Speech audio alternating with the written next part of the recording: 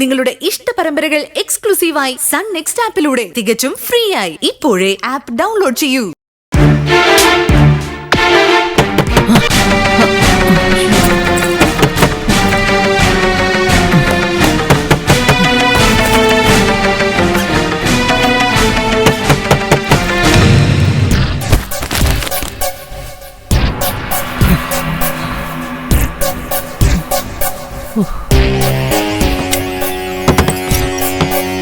അമ്മേ, ചായ.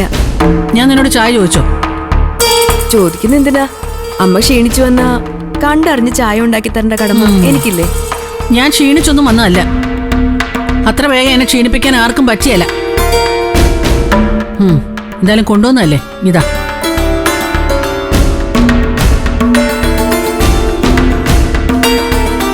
പിന്നിന്നിവിടെ അമ്മയും അച്ഛനും വന്നായിരുന്നു. അമ്മ വരുമെന്ന് കരുതി കുറെ നേരം കാത്തിരുന്നു. ഉച്ച കഴിഞ്ഞാ രണ്ടുപേരും പോയത്. ആഹാ, സൽക്കാരവും സദ്യയൊക്കെ കഴിഞ്ഞിട്ടാ പോയെന്ന് പറ. അവർക്ക് നല്ല സന്തോഷാണല്ലോ. ഇരുട്ടി വെളുക്കുമ്പോഴേക്കും മകളുടെ കല്യാണം അങ്ങ് കഴിഞ്ഞു കിട്ടി. ആരെയും കല്യാണത്തിന് ക്ഷണിക്കേണ്ട ആവശ്യം പോലും വന്നില്ല. ആളും കോളും ആഡംബരവും ആയിട്ട് സ്വപ്നം കണ്ടതൊക്കെ നടന്നു. അതിനുവേണ്ടി ഓടിയതോ ഞാനും. അമ്മയുടെ കഷ്ടപ്പാടിനെ കുറിച്ചാ അച്ഛൻ തിരിച്ചു പോകുന്നത് വരെ പറഞ്ഞുകൊണ്ടിരുന്നത്. ഓഹോ, സത്യേട്ടന്റെ കല്യാണം നടത്താൻ വേണ്ടിയുള്ള അമ്മയുടെ ഓട്ടോക്കെ അച്ഛനും കണ്ടല്ലേ? അതെ, കണ്ടതാണ്. കൂടെ നിന്ന് എല്ലാം കണ്ടറിഞ്ഞ് മനസ്സിലാക്കിയിട്ട് അവസാനം എന്നെ കാലുവാരി വീഴ്ത്തുന്നവരോടൊപ്പം അവനും അങ്ങ് ചേർന്നു. അതൊന്നും സുശീല ഒരിക്കലും മറക്കില്ല. അയ്യോ അമ്മ അങ്ങനെ പറയല്ലേ. അച്ഛനും ഞാനും സത്യേട്ടന്റെ കൂടെ നിന്നില്ലായിരുന്നെങ്കിൽ ഈ കുടുംബത്തിന് ഇതിലും വലിയ നാണക്കേടുണ്ടാവുമായിരുന്നു.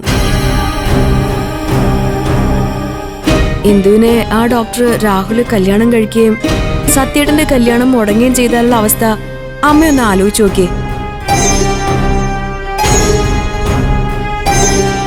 ഒന്നുമില്ലേലും അമ്മ ഒരിക്കലെന്നെ സത്യേട്ടന് വേണ്ടി ആലോചിച്ചിരുന്നല്ലോ.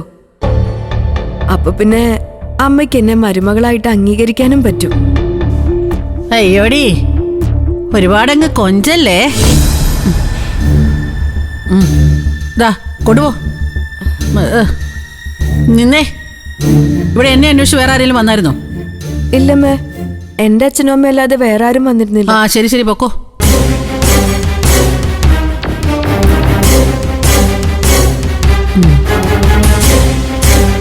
അപ്പൊ സ്വർണം ചോദിച്ച് സച്ചി ഇതുവരെ ആരെയും വിളിച്ചിട്ട് പോലുമില്ല. ഹർഷ പറഞ്ഞതുപോലെ നാളെ തന്നെ അത് ഇവിടുന്ന് മാറ്റണം.